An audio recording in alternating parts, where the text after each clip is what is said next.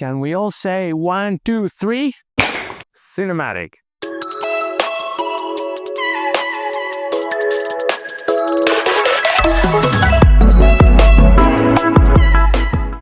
Hello everybody, welcome back to the channel. Thomas Love here from One Lens Solely, and today I just wanted to show you how it is nice to play with lights, because I'm in a room where I have the walls very close to me, but I was able to set up my camera, the light for the background, and with this beautiful background, now everything looks cinematic. Now, a couple things to be understood is that you might need proper lighting if you want to have everybody perfectly lit in the face, if you're shooting portraits, if you're shooting families, whatever. But if you're recording videos, then that's a different thing. Right now, I am not recording log. This is just as cinetone. So no tricks here and there. I'm not pushing levers up or down. I'm just positioning the lights the way I like them. And so I manipulated the Kelvin for the temperature, so it's a warmer light than it normally would be, because with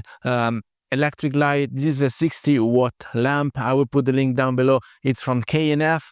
Thank you for that. You will also have a discount code, and if you want, it's Tom20 on their website. But apart from that, guys, you just need a proper equipment. So wherever you go and you want to shoot videos or you want to record videos or shoot stills, well, you just need sturdy tripods for your camera, for the lights, for the additional light, soft lights if you need to.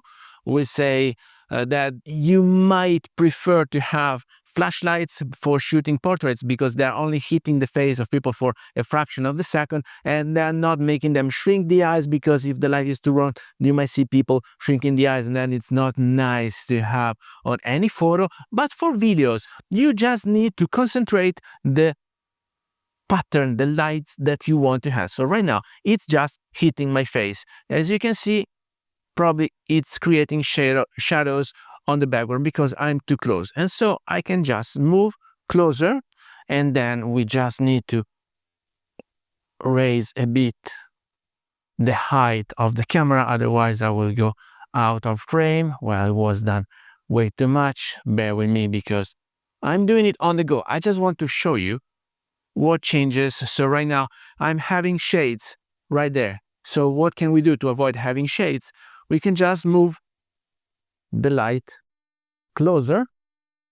I have an additional light here, and so ideally you don't see it in the frame, do you? No, but you see that spotlight, meaning it's too close and too high, and so we can just vary the height. I put it a bit further away from the background, and now it's more natural. And also this light, this is the K&F that I was mentioning before. I'm just moving it so it's a bit more frontal, and for what I can see, this is all right. Now let's see with the zoom, because this is set to 50 mil, which is normally what I'm doing. But yes, if I go too much backwards, then you will start seeing the walls. And now I am back here in my position, and so we can move the camera back again. Let me do it. All right. Okay.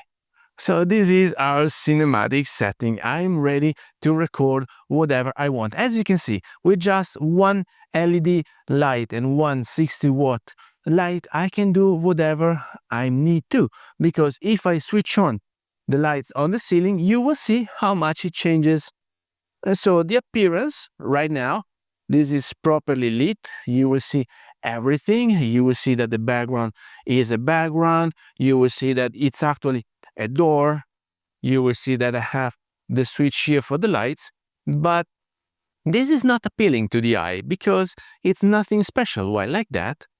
You just manage light, which is basically what we do with photography. So now for stills, in addition to that, I will use to have a soft box here hitting my face on this part, and then as big as possible, so you can have not only the face but also the torso completely lit and with a soft light, so you're not creating hard lights. Like this is the case. This light is too strong, and so it's hitting me on the face and it's creating a bit of shadows. And so it says I'm underexposed, of course, because it's not only contemplating the exposure on my face, but on all the surroundings. So for what? Also, the way you change the settings on your camera, you can have it set to spot, and then it will say probably it's overexposed on my face. So if you want to have a proper thing, you would put an additional ND filter in front of your glass. The glass it's f2.8, so it's not so shallow depth of field. I am completely in focus, but if you're shooting more than one person, maybe you want to have it down to f4 or something. So if it's a family or a group or whatever, every single setting you need to know how to manage, and you need to have the gear in order to change the settings accordingly, because if you don't want to mess up with the shutter speed, right now I am 1/50th because I'm recording at 24p, that's just perfect. But if you want to go and have a slow-mo, maybe 60p, then you will have to adapt the shutter speed to 1/20th, and so it's a bit darker, so you need to have the light less dim, and so you need to contemplate and compensate every single aspect. So guys, this is just a very, very, very rough guide of how to set up any part of your apartment properly. So you might not have a studio. So if you don't have a studio, well, studio it's easy because the paint, the quantity of lights, the bouncing, all the reflectors or the things for the sounds on the walls, studio is easier. But not all of us can afford having a studio.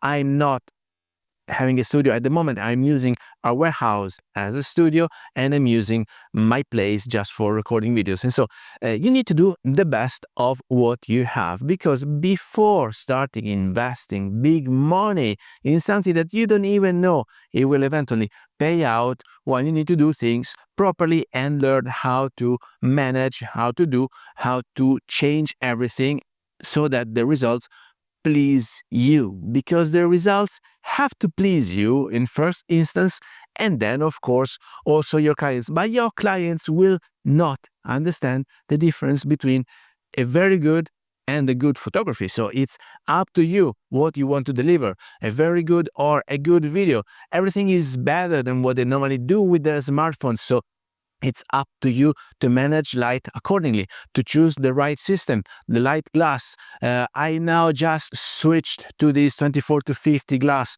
from Sony because I just wanted to have a Sony G glass instead of the Tamron that had more reach, that was great for portraits, but in the very end it didn't please me so much. And so it's always choices to be made, guys. I hope this helped you with some choices. Now, I don't know if you are in search of tripods, if you're in search of lights, if you need to change glass, if you need to change system, if you're using a micro four thirds, a crop sensor, a full frame sensor, just let me know down here in the comments what info you are in need or you are looking for, and I will be more than glad to help. So with that, I hope you got some value out of this video. If you did, please remember to like it, share it on your social media, subscribe to the channel so you won't miss any videos to come, and I guess I will see you later. Thank you. Bye-bye.